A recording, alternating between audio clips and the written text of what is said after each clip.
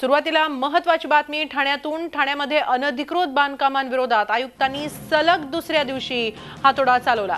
मात्र ठाण्यातल्या तपोवन परिसरात सुरू असलेल्या आजच्या कारवाईत धक्कादायक गोष्ट समोर आली। तलावासमोर असलेल्या सत्यम लॉजवर कारवाई दरम्यान या लॉजच्या तळघरात तब्बल 290 खोल्या असल्याचं उघड झालं। सत्यम लॉजच्या तळघरात जवळपास 3 माळे असून यात 290 खोल्या आहेत। आता पालिकेने आपल्या धडक कारवाईत या सर्व खोल्या तोडण्याचं काम सुरू केलंय। ठाण्याचे आयुक्त संजीव जयस्वाल यांच्या उपस्थितीतच ही कारवाई करण्यात आली। आतापर्यंतची ही सर्वात मोठी कारवाई मानली जाते। सत्यम लॉज बरोबर 5 लेडीज बार, इतर 8 लॉज, 25 ढाबे, 10 hotel shade, 25 garages, 30 furniture showrooms जमीनदोस्त करण्यात आले।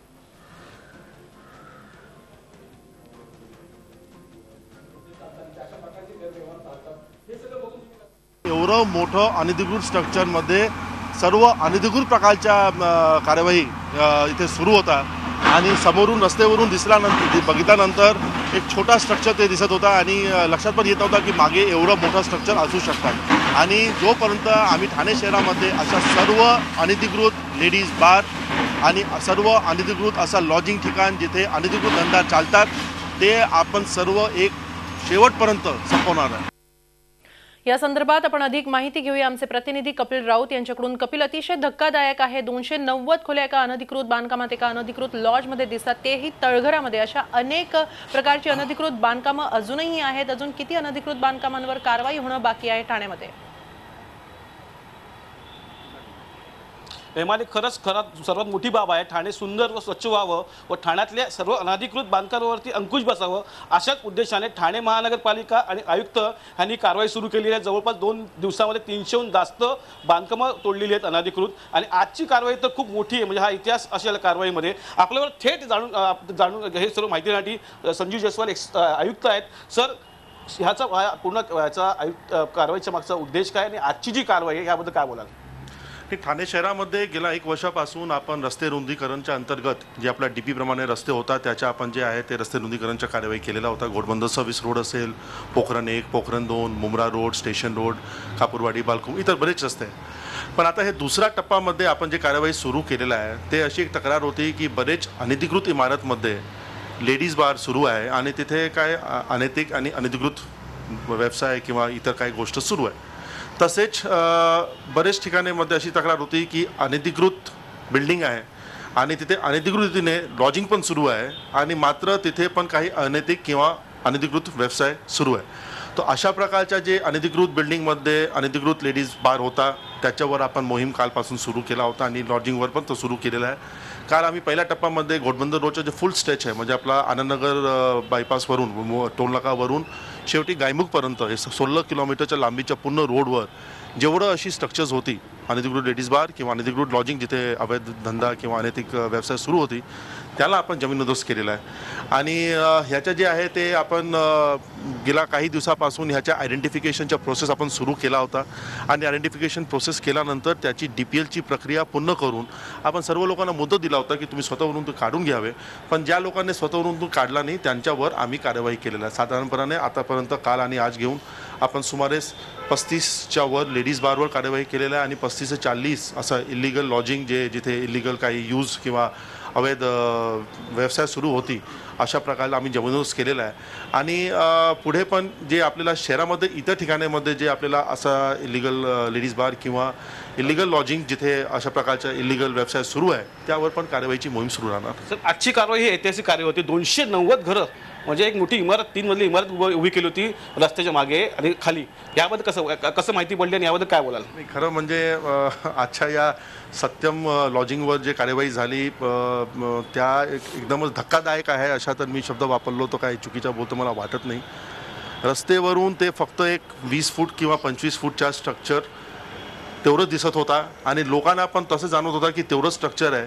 कालच्या आमच्या मोहीममध्ये जे आपला आज आपण पोखरण रोड घेतला आपण आणि उपनकडे गेलो आपण, तर सुरुवातीच्या सत्रामध्ये पहिल्या सत्रामध्ये ते सुरुवातीचा भाग आपण तोडलो, पण तोडल्यानंतर तिथे एक भिंत होता, ते भिंतला असं ते तोडताना ते पडला भिंत आणि भिंतच्या मागून तर बघण्याचा प्रयत्न केल्यानंतर असं जाणवला की एक भूखंड जे MP प्रॉव्हिडंट फंडच्या म्हणजे MP गव्हर्नमेंटच्या प्रॉव्हिडंट फंडची भूखंड होती आणि जुन्या काळामध्ये ते लीजवर कोणाला देण्यात आलेलं असेल त्या ठिकाणीमध्ये साधारणपणे 2 फ्लोर बेसमेंटमध्ये आणि 1 फ्लोर ग्राउंडमध्ये आणि रोड लेवलवरून टच म्हणजे रोडवरून ते दिसणारपणी समोरून जे स्ट्रक्चर आहे तेवढंच दिसत होता आणि माझ्या माहितीप्रमाणे काय 15-16 रूम फक्त रेकॉर्डमध्ये त्यांची होती आणि तिथे आतमध्ये गेल्यानंतर जे एक चित्र आली की एवढं तिथे रूम्स आहे, सुमारे 280 ते 290 रूम्स तिथे होता आणि ज्यावेळी मला स्वतः फोन आला की आमच्या उपायुक्तकडून की साहेब तुम्ही स्वतः इथे या आणि इथं पाहणी करा, ते बघितल्यानंतर आश्चर्यचकित आणि खरं म्हणजे अशा प्रकारच्या ठिकाण आणि तिथे परिसरामध्ये बघितल्यानंतर स्पष्ट होत होता की इथे सर्व अनैतिक आणि अवैध अनधिकृत व्यवसाय सुरू होता. व्यवसाय काय सुरू होता हे आता मला मीडियावर म्हणजे सर्व लोकांना समजते, त्यामुळे मी काय स्पष्टपणे ते बोलत नाही आहे. पण ऑल द एव्हिडन्सेस जे असायचे आहे ते सर्व एव्हिडन्स तिथे होता की ते रूममध्ये काय चालायचे आणि काय नाही चालायचं आणि त्याला आपण जमीनदोस्त करण्याची कार्यवाही सुरू केलेला आहे. मोठी इमारत असल्यामुळे कदाचित 2-3 दिवस लागणार आहे आम्हाला ते पूर्ण तोडायला. सर त्याचं मालक कोण होता, याच्या पाठी कोण होतं, ह्याचा मालक कोण आहे, ह्याची नावं कळली का आता? नाही, आता एवढं तपशील अद्याप आम्हाला समजलेला नाही आहे, कारण की जसं मी सांगितलं की सुमारे 3:30 ते 4च्या दरम्यान मला हे सांगण्यात आलं आणि मी लगेच ते साईटवर पोहोचलो आणि पोहोचल्यानंतर आपण हे सर्व बघितल्यानंतर आपण त्याच्या बांधकाम जमीनदोस्त करण्याच्या कार्यवाही सुरू केलेलं आहे. पण जे प्रायमरी जे माहिती आहे ते अशी आहे की हे MP गव्हर्नमेंटच्या प्रॉव्हिडंट फंडच्या काय असं काही हे होता, त्यांची काय जागा होती, ते जागा लीजवर देण्यात आला होता आणि तत्कालीन ग्रामपंचायतच्या कालामध्ये तिथे काही इंडस्ट्रियल युनिटकरिता काही प्लॅन पण सँक्शन असावे, कारण ते जे इमारत आहे ते बाहेरून बघितल्यानंतर ते स्पष्ट होतं की इमारतचा काही भाग जुना होता आणि आतून जे आहे त्यांनी मात्र ते टाईल्स आणि हे ते व्यवस्थित जे आपल्याला असतात ते काम केलेलं आहे. आता हळूहळू कसा त्यांनी विस्तार केला, कोणते चालवायचे आहे, कसा त्यांनी हे घेतला ते आपण आता ते एकदा शनिशा केल्यानंतर सर्व आपण त्या बाबीमध्ये आणि पोलिसला पण आपण सूचित केलेलं आहे की त्यांनी पण ह्यामध्ये थोडंसं माहिती घ्यावे कसं काय काय होता किंवा काय नाही होता. सर एक शिरफाटाची दुर्घटना ताजी होती, अनेक जण त्यात मृत्युमुखी पडले होते आणि अशाच प्रकारची ही इमारत बांधली होती, कसली NOC नाही आणि डेंजरस इमारत होती.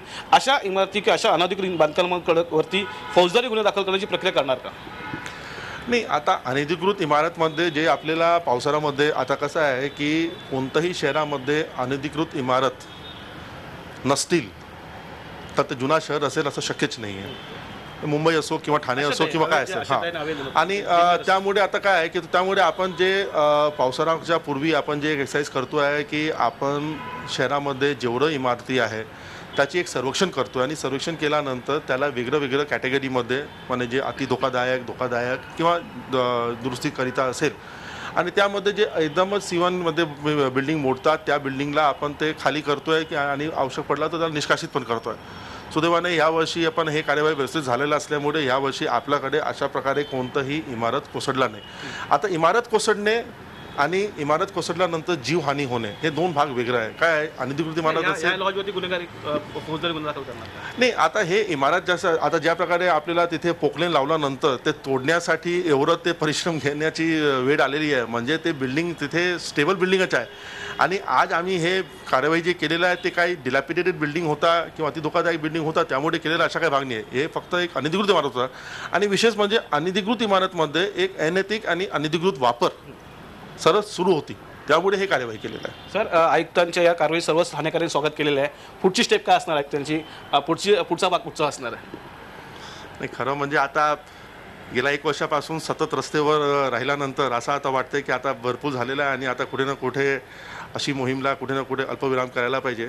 मात्र हे जे आपण मोहीम सुरू केलेलं आहे त्यामध्ये एक नक्की आहे की या शहरामध्ये तरी आपण आता सध्या 3 वॉर्ड कव्हर केलेला आहे 10 पैकी.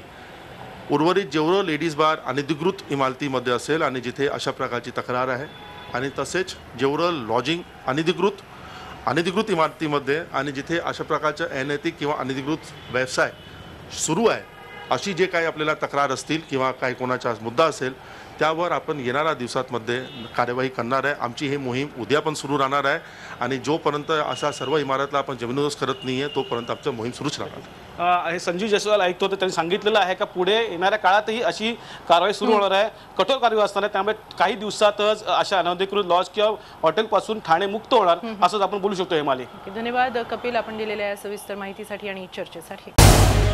झी 24 तास रहा एक पाऊल पुढे.